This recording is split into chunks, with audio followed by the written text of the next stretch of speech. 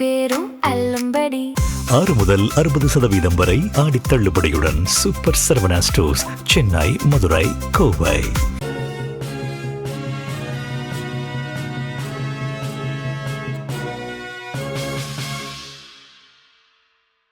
வணக்கம். ஜெம் செய்திகளுக்காக நான் உங்கள் குணா. இந்திய நேரப்படி இரவு 8:30 மணி செய்திகள். முதலில் ஜெம் தலைப்பு செய்திகளை காணலாம். வியட்நாம் படகு விபத்தில் உயிரிழந்த 15 இந்தியர்களின் குடும்பத்தினருக்கு பிரதமர் நரேந்திர மோடி இரங்கல். வியட்நாம் படகு விபத்தில் தமிழ்நாட்டைச் சேர்ந்த 10 பேர் உயிரிழப்பு. உயிரிழந்தவர்களின் குடும்பத்தினருக்கு தமிழக முதலமைச்சர் ஜோசப் விஜய் இரங்கல். புகழ்பெற்ற பின்னணி பாடகி எஸ். ஜானகி மைசூரில் காலமானார். அவருக்கு வயது 88.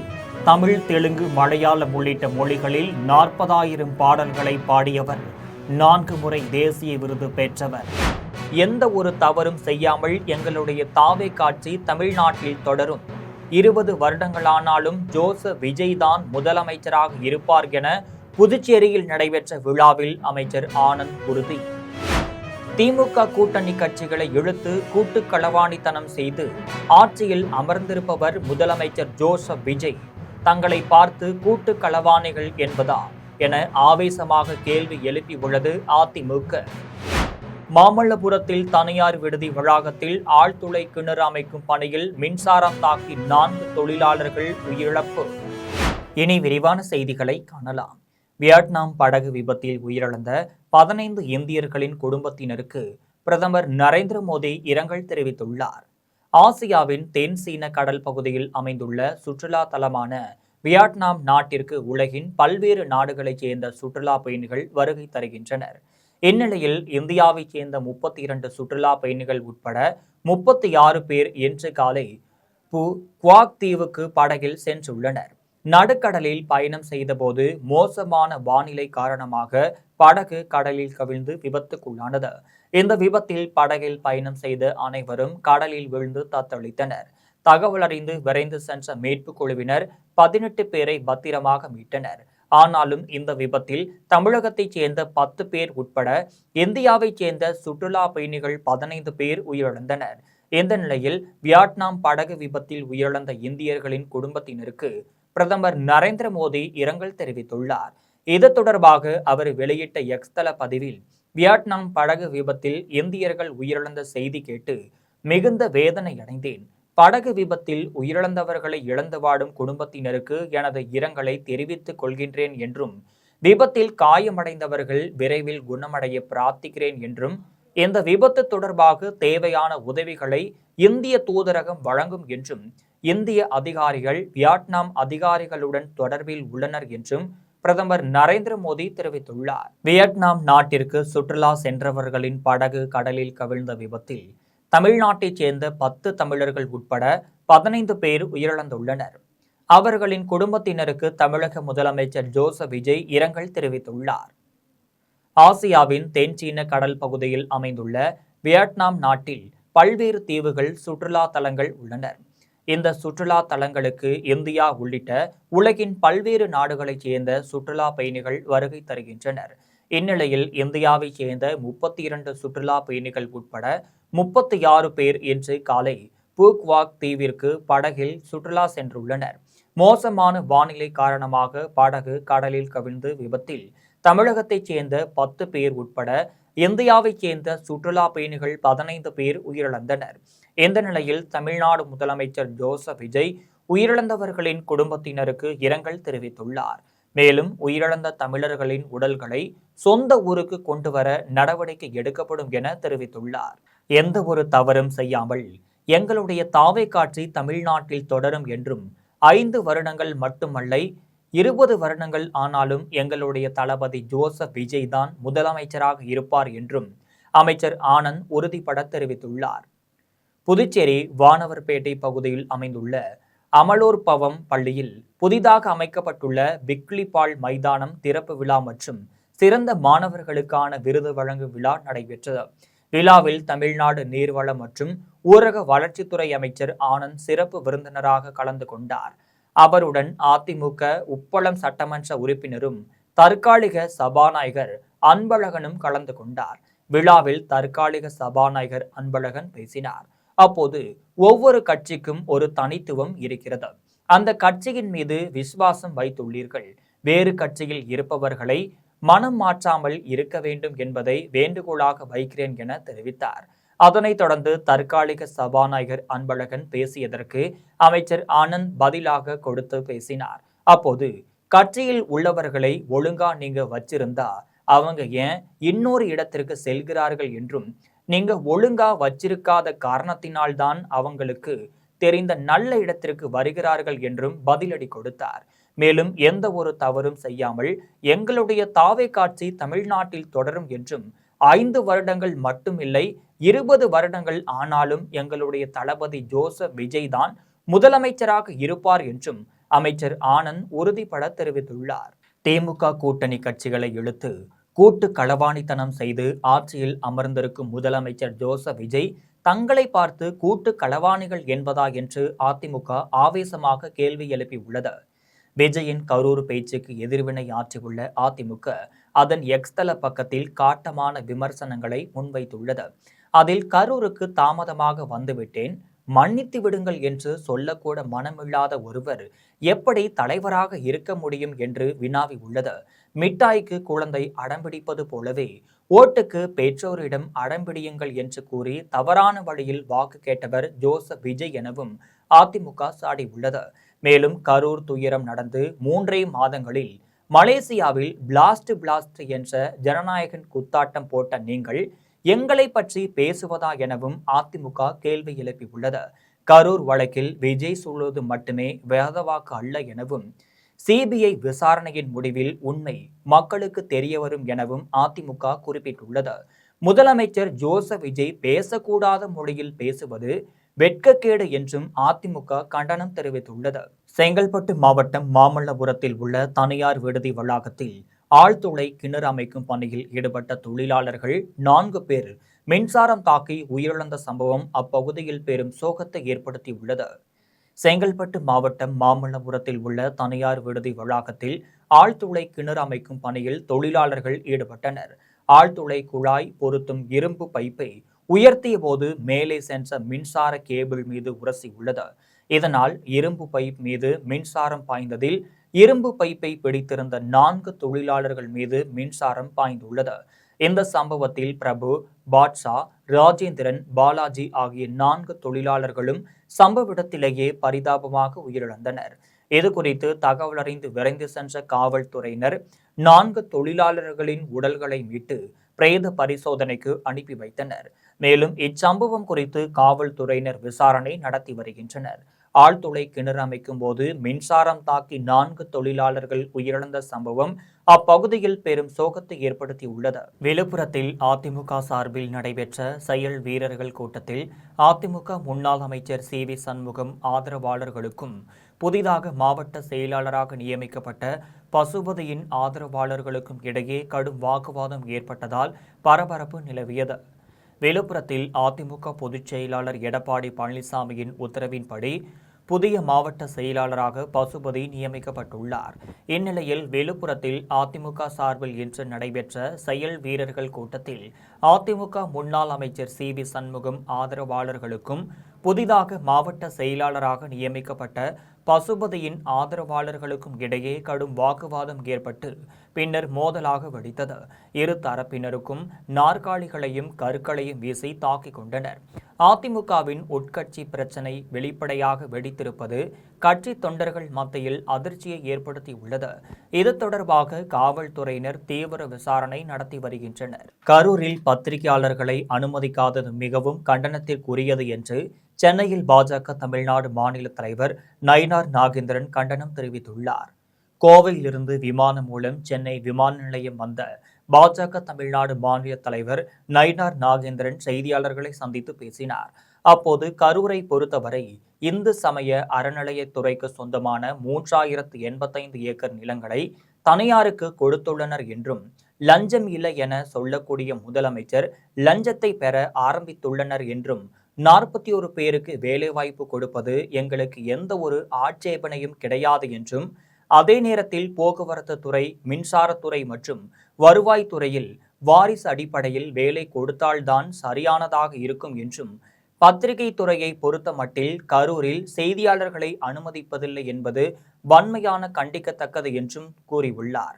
கரூர் சம்பவத்தில் 12 மணிக்கு வருகிறேன் என கூறிவிட்டு இரவு 7 மணிக்கு வந்ததால் தான் 41 பேர் உயிரிழந்தனர் எனவும் நயினார் நாகேந்திரன் தெரிவித்துள்ளார். போக்குவரத்து துறை, மின்சாரத்துறை மற்றும் வருவாய்த்துறையிலிருந்து லீகல் கேர்ஸ் வாரிசு அடிப்படையில் பணி கொடுக்கக்கூடியவர்களுக்கு நிறைய பேர் கொடுக்க முடியும்.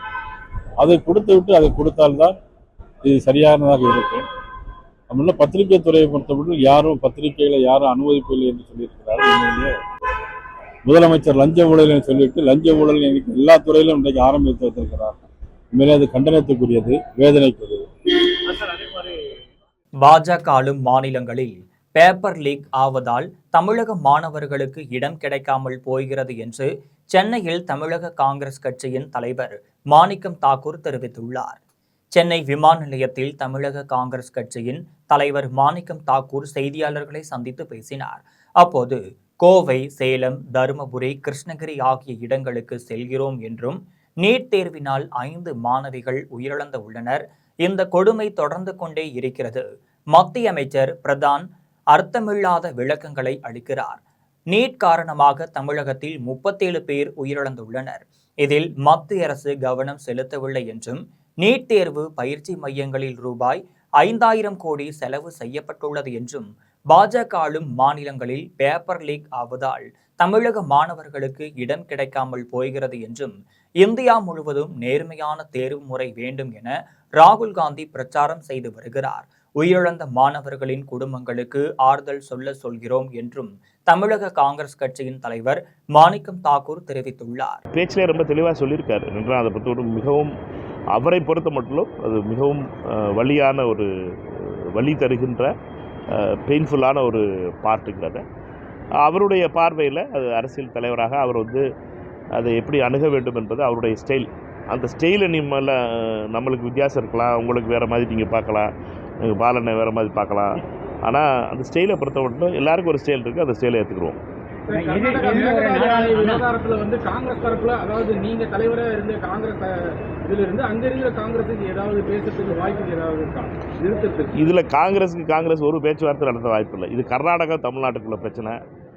தமிழக வெற்றி கழகத்தின் ஆட்சி முக்கால் காலால் கட்டப்பட்ட மணல் கோட்டை இது எப்போது வேண்டுமானாலும் சரியும் என்று தாவேக அரசு தமிழகத்திலிருந்து அகற்றப்படும் காலம் வெகு தூரத்தில் இல்லை என்றும், அலங்காநல்லூரில் நடைபெற்ற மது எதிர்ப்பு பேரணியில் வீதி லீடர்ஸ் அமைப்பின் நிர்வாகி சுதீந்திரன் தெரிவித்துள்ளார்.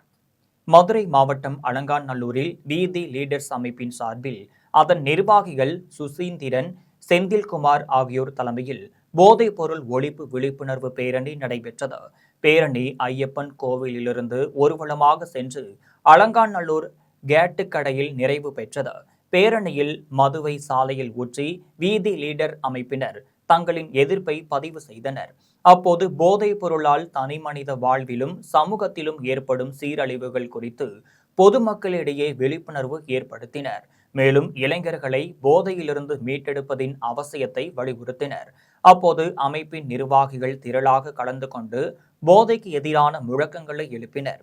பேரணியை தொடர்ந்து வீதி லீடர்ஸ் அமைப்பின் நிர்வாகி மகா சுதீந்திரன் செய்தியாளர்களை சந்தித்து பேசினார். அப்போது சட்டமன்ற தேர்தலின் தாவேக அளித்த வாக்குறுதிகளை நிறைவேற்றும் என்ற நம்பிக்கையில்தான் தமிழக மக்கள் வாக்களித்தனர்.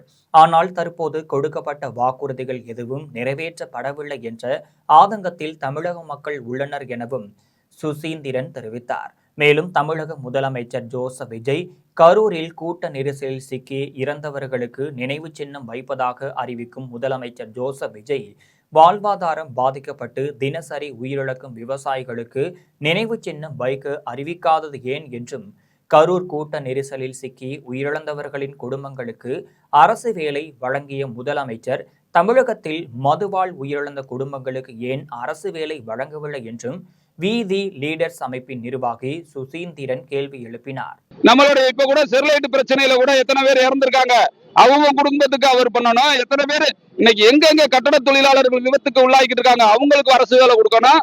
அரசாங்கம் விற்கிற மதுவினால் எத்தனை பேர் விபத்துக்கு உள்ளாகி இறந்துகிட்டு இருக்காங்க, அவங்களுக்கு அரசாங்கம் வேலை கொடுக்கணும். இப்படி அரசாங்க வேலை இந்த அரசாங்கத்தினால இறந்தவங்களுக்கு எல்லாம் கொடுக்கணும்டா.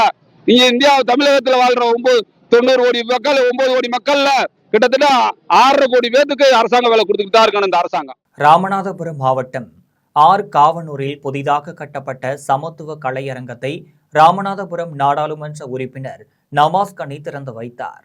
ராமநாதபுரம் மாவட்டம் காவனூரில் ரூபாய் 9 லட்சம் மதிப்பீட்டில் புதிதாக கட்டப்பட்ட சமத்துவ கலையரங்கத்தின் திறப்பு விழா காங்கிரஸ் கட்சியின் மாவட்ட பொறுப்பாளர் அடையாறு பாஸ்கரன் தலைமையில் நடைபெற்றது.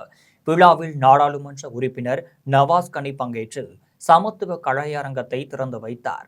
விழாவில் ராமநாதபுரம் காங்கிரஸ் கட்சியின் முன்னாள் மாவட்ட தலைவர் செல்லதுரை, அப்துல்லா மற்றும் காங்கிரஸ் கட்சியின் நிர்வாகிகள் மற்றும் ஊர் பொதுமக்கள் என ஏராளமானோர் கலந்து கொண்டனர். இந்தியாவில் முதல் முறையாக நடைபெறும் பள்ளிகளுக்கு இடையேயான மாநில அளவிலான தடகள போட்டி மதுரை வேலம்மாள் குளோபல் பள்ளியில் நடைபெற உள்ளது.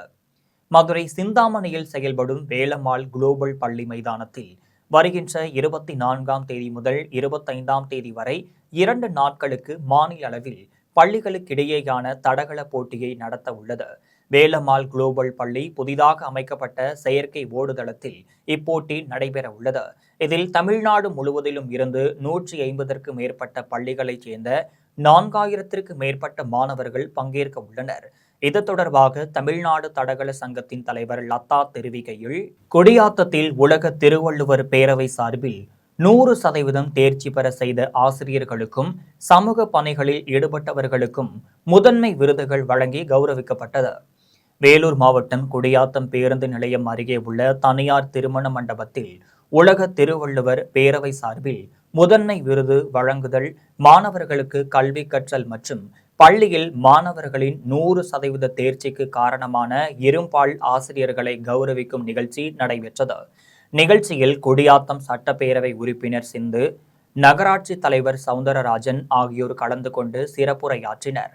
அதனைத் தொடர்ந்து கொடியாத்தம் வட்டத்தில் அரசு உதவி பெறும் உயர்நிலை, மேல்நிலை பள்ளிகள் என 75 பள்ளிகளில் முதல் மற்றும் 2ஆம் இடம் பிடித்த 250 மாணவ மாணவிகளுக்கும் 100% தேர்ச்சி பெற செய்த தமிழ் ஆசிரியர்கள், தலைமை ஆசிரியர்களையும் பாராட்டி சால்வை அணிவித்து நினைவு பரிசுகள் வழங்கப்பட்டது.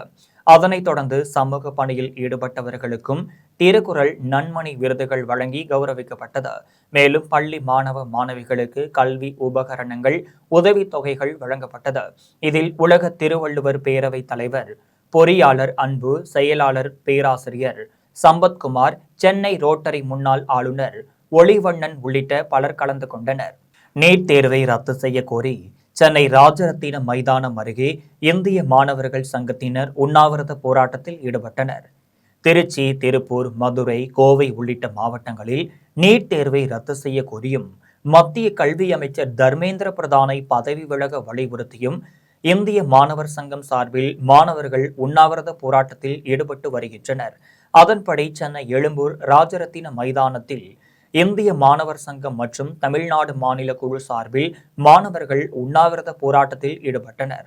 போராட்டத்தை தொடர்ந்து இந்திய மாணவர்கள் சங்கத்தின் மாநில தலைவர் ஜம்சீர் அகமது செய்தியாளர்களை சந்தித்து பேசினார். அப்போது 2022, 24, 26 ஆகிய 3 ஆண்டுகளில் NDA நிறுவனம் நடத்திய நீட் தேர்வு வினாத்தாள்களில் முறைகேடு நடந்துள்ளது என்றும், நீட் தேர்வை ரத்து செய்ய கோரியும் மத்திய கல்வி அமைச்சர் தர்மேந்திர பிரதானை பதவி விலக வலியுறுத்தியும் உண்ணாவிரத போராட்டத்தை நடத்தி வருகிறோம் என்றும் இந்திய மாணவர் சங்கத்தின் மாநில தலைவர் சம்சீர் அகமது தெரிவித்துள்ளார்.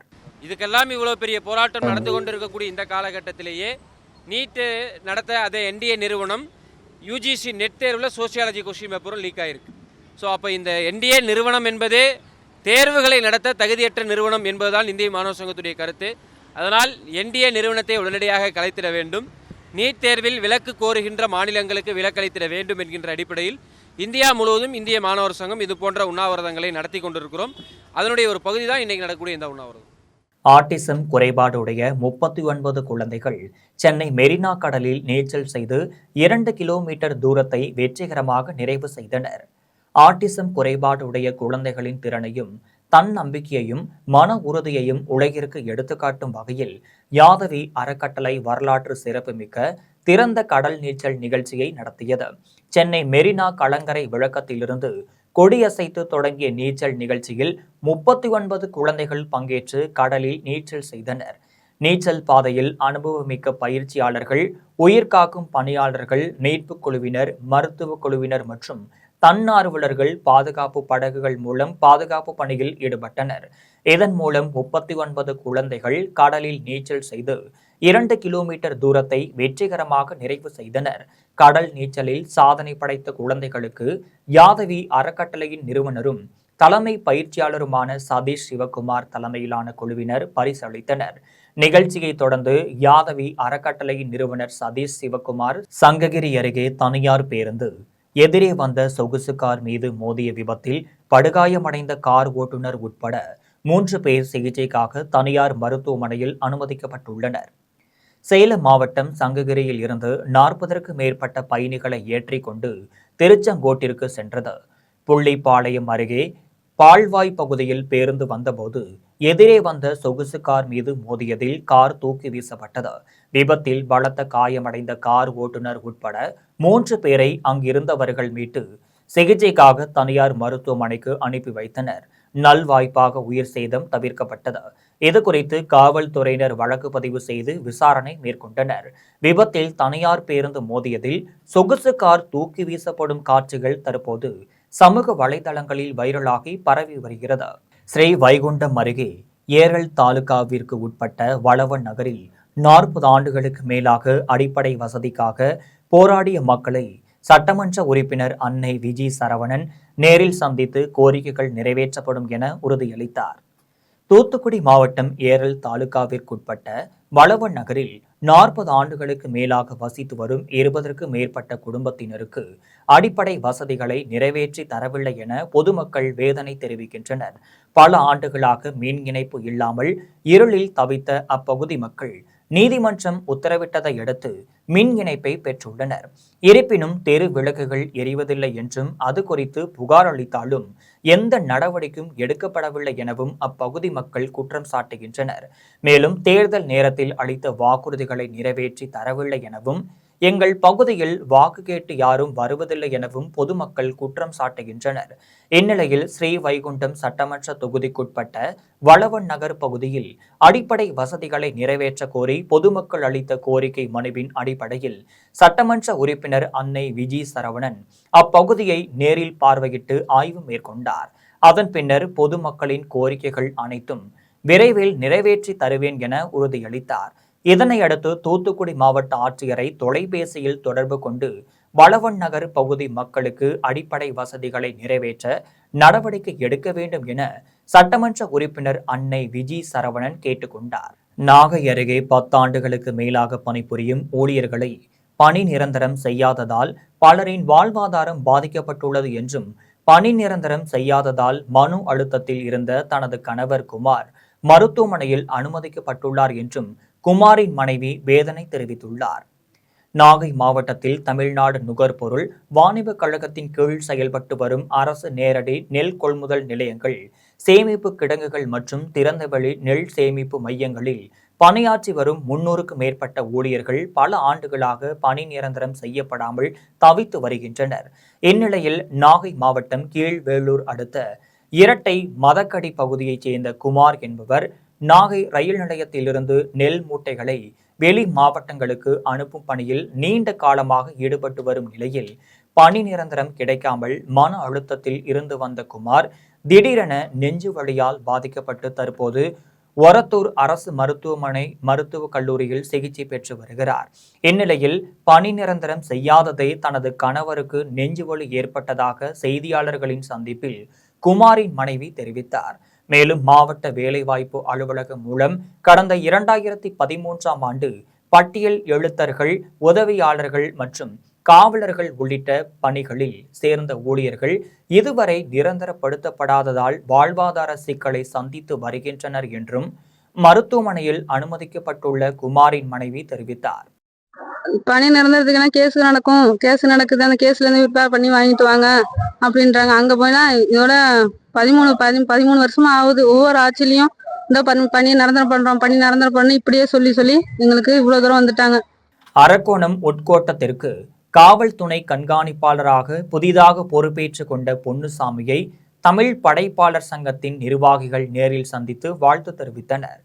ராணிப்பேட்டை மாவட்டம் அரக்கோணம் உட்கோட்டம் காவல் துணை கண்காணிப்பாளராக பொறுப்பேற்றுக் கொண்ட பொன்னுசாமியை தமிழ் படைப்பாளர்கள் சங்கம் சார்பில் ஒருங்கிணைந்த வேலூர் மாவட்ட செயலாளரும் எழுத்தாளருமான சுந்தரராஜன் தலைமையில் தமிழ் படைப்பாளர்கள் சங்கத்தின் தலைவர் மோகன், ராணிப்பேட்டை மாவட்ட மருந்து வணிகர் சங்க கௌரவ ஆலோசகர் வெங்கடரமணன், அரக்கோணம் 4வது வார்டு கவுன்சிலர் செந்தில்குமார், வணிகர் சங்க செய்தி தொடர்பாளர் கஜபதி, தமிழ் படைப்பாளர்கள் சங்க பொருளாளர் பிரபாகரன், கனி, சாமிதுரை ஆகியோர் மரியாதை நிமித்தமாக நேரில் சந்தித்து வாழ்த்து தெரிவித்தனர். வட மாம்பாக்கம் ஊராட்சியில் புதிய அங்கன்வாடி மையத்தை ஊராட்சி மன்ற தலைவர் பாக்யராஜ் திறந்து வைத்தார். ராணிப்பேட்டை மாவட்டம் அரக்கோணம் வட மாம்பாக்கம் ஊராட்சியில் அங்கன்வாடி மையத்தின் திறப்பு விழா மற்றும் 3 சிமெண்ட் சாலைகள், 2 தகன மேடைகள் என ரூபாய் 50 லட்சம் மதிப்பீட்டில் நிறைவடைந்த புதிய வளர்ச்சி திட்ட பணிகளை மக்கள் பயன்பாட்டிற்கு கொண்டு வரும் நிகழ்ச்சி நடைபெற்றது. நிகழ்ச்சியில் சிறப்பு அழைப்பாளராக ஊராட்சி மன்ற தலைவர் பாக்யராஜ் கலந்து கொண்டு புதிய அங்கன்வாடி மையத்தை திறந்து வைத்து ரூபாய் 50 லட்சம் மதிப்பீட்டில் நிறைவடைந்த வளர்ச்சி திட்ட கட்டிடங்களையும் மற்றும் சிமெண்ட் சாலையையும் பொதுமக்கள் பயன்பாட்டிற்கு கொண்டு வந்தார். முன்னதாக வட மாம்பாக்கம் நகரில் கட்டப்பட்ட அங்கன்வாடி மைய வளாகத்தில் கிராம மக்களுடன் ஊராட்சி மன்ற தலைவர் பாக்யராஜ் மரக்கன்றுகளை நட்டு வைத்தார். இதில் முக்கிய பிரமுகர்கள், கிராம பொதுமக்கள் என ஏராளமானோர் கலந்து கொண்டனர். கெங்கவள்ளி அருகே 5 ஆண்டுகளாக மூடப்பட்ட டாக்டர் அம்பேத்கர் சிலையை நள்ளிரவில் மர்ம நபர்கள் திறந்ததால் பரபரப்பு ஏற்பட்டது. சேலம் மாவட்டம் கெங்கவள்ளி அடுத்த ஒதியத்தூர் கிராமத்தில் பேருந்து நிறுத்தம் பகுதியில் கடந்த 2021ஆம் ஆண்டு ஜனவரி மாதம் ஒரு தரப்பினர் சார்பில் கால் மேல் கால் போட்டு அமர்ந்துள்ளவாறு டாக்டர் அம்பேத்கர் சிலை திறக்கப்பட்டது. இதனால் இரு தரப்பினரிடையே மோதல் ஏற்பட்டதால் அம்பேத்கர் சிலையை தகர சீட்டால் வருவாய்த்துறையினர் மூடியுள்ளனர். இந்நிலையில் கடந்த 5 ஆண்டுகளாக மூடப்பட்டிருந்த அம்பேத்கர் சிலையை மீண்டும் நள்ளிரவில் மர்ம நபர்கள் திறந்தனர். இதனை அறிந்த ஒதியத்தூர் மக்கள் ஒன்று கூடியதால் பரபரப்பு ஏற்பட்டது. இதனை அறிந்த சேலம் மாவட்ட காவல்துறை கூடுதல் கண்காணிப்பாளர் சங்கர் தலைமையில் ஆத்தூர் கண்காணிப்பாளர் சத்யராஜ் உள்ளிட்ட 100க்கு மேற்பட்ட காவல்துறையினர் ஒதியத்தூர் பகுதி முழுவதும் குவிக்கப்பட்டுள்ளனர். இதனால் பெரும் பரபரப்பு ஏற்பட்டுள்ளது. வியட்நாம் நாட்டின் பூக்வாக் தீவு அருகே இந்திய சுற்றுலா பயணிகள் சென்ற படகு கடலில் கவிழ்ந்து விபத்துக்குள்ளானதில் திண்டுக்கல் மாவட்டம் பழனியைச் சேர்ந்த மொபைல் நிறுவன விநியோகஸ்தர் முருகப்பிரபு உட்பட 15 சுற்றுலா பயணிகள் உயிரிழந்தனர். திண்டுக்கல் மாவட்டம் பழனி பகுதியைச் சேர்ந்த முருகப்பிரபு மற்றும் நிர்மல்குமார் ஆகிய இருவரும் பழனியில் லாவா மொபைல் நிறுவனத்தில் அதிகாரப்பூர்வ விநியோகஸ்தர்களாக பணியாற்றி வந்தனர். இவர்களது சிறப்பான வணிக செயல்பாட்டிற்காக சம்பந்தப்பட்ட மொபைல் நிறுவனம் இவர்களை வியட்நாம் நாட்டிற்கு சுற்றுலாவிற்கு அழைத்து வந்தது. இதற்காக முருகப்பிரபு, நிர்மல்குமார் ஆகியோர் கடந்த புதன்கிழமையன்று பழனியில் இருந்து வியட்நாமிற்கு சென்றனர். வியட்நாமின் புகழ்பெற்ற சுற்றுலா தலமான பூக்வாக் தீவு அருகே இந்திய சுற்றுலா பயணிகள் இருவேறு படகுகளில் பிரிந்து பயணித்தனர். இதில் முதல் படகில் 32 இந்திய சுற்றுலா பயணிகளும் 3 ஊழியர்களும் சென்றபோது அந்த படகு எதிர்பாராத விதமாக திடீரென கடலில் கவிழ்ந்து விபத்துக்குள்ளானது. இந்த விபத்தில் முதல் படகில் பயணித்த பழனி விநியோகஸ்தர் முருகப்பிரபு கடலில் மூழ்கி பரிதாபமாக உயிரிழந்தனர். அதே நேரத்தில் மற்றொரு படகில் பயணித்த நிர்மல்குமார் நல்வாய்ப்பாக உயிர் தப்பினார். விபத்துக்குள்ளான முதல் படகிலிருந்து 18 பேர் மீட்கப்பட்டுள்ள நிலையில் மாயமான மற்ற 14 சுற்றுலா பயணிகளை தேடும் பணியில் வியட்நாம் நாட்டு மீட்பு குழுவினர் தீவிரமாக ஈடுபட்டு வருகின்றனர். உயிரிழந்த முருகப்பிரபுவின் உடலை தாயகம் கொண்டுவர வெளியுறவுத்துறை அமைச்சகம் மூலம் தேவையான நடவடிக்கைகள் மேற்கொள்ளப்பட்டு வருகின்றனர். இச்சம்பவம் பழனி மொபைல்ஸ் டீலர்கள் மற்றும் அவரது குடும்பத்தினரிடையே பெரும் சோகத்தை ஏற்படுத்தி உள்ளது. மீண்டும் ஜெம் தலைப்பு செய்திகள். வியட்நாம் படகு விபத்தில் உயிரிழந்த 15 இந்தியர்களின் குடும்பத்தினருக்கு பிரதமர் நரேந்திர மோடி இரங்கல். வியட்நாம் படகு விபத்தில் தமிழ்நாட்டைச் சேர்ந்த 10 பேர் உயிரிழப்பு. உயிரிழந்தவர்களின் குடும்பத்தினருக்கு தமிழக முதலமைச்சர் ஜோசப் விஜய் இரங்கல். புகழ்பெற்ற பின்னணி பாடகி எஸ். ஜானகி மைசூரில் காலமானார். அவருக்கு வயது 88. தமிழ், தெலுங்கு, மலையாளம் உள்ளிட்ட மொழிகளில் 40,000 பாடல்களை பாடியவர். 4 முறை தேசிய விருது பெற்றவர். எந்த ஒரு தவறும் செய்யாமல் எங்களுடைய தாவே காட்சி தமிழ்நாட்டில் தொடரும். 20 வருடங்களானாலும் ஜோசப் விஜய் தான் முதலமைச்சராக இருப்பார் என புதுச்சேரியில் நடைபெற்ற விழாவில் அமைச்சர் ஆனந்த் உறுதி. திமுக கூட்டணி கட்சிகளை இழுத்து கூட்டு களவாணித்தனம் செய்து ஆட்சியில் அமர்ந்திருப்பவர் முதலமைச்சர் ஜோசப் விஜய். தங்களை பார்த்து கூட்டு களவாணிகள் என்பதா என ஆவேசமாக கேள்வி எழுப்பியுள்ளது அதிமுக. மாமல்லபுரத்தில் தனியார் விடுதி வளாகத்தில் ஆழ்துளை கிணறு அமைக்கும் பணியில் மின்சாரம் தாக்கி 4 தொழிலாளர்கள் உயிரிழப்பு. இத்துடன் ஜெம் செய்திகள் நிறைவடைகின்றனர். மீண்டும் ஜெம் செய்திகள் இரவு 12 மணிக்கு. உடனுக்குடன் செய்திகளை காண gemlive.tv என்ற இணையதளத்தில் இணைந்திருங்கள். நன்றி, வணக்கம்.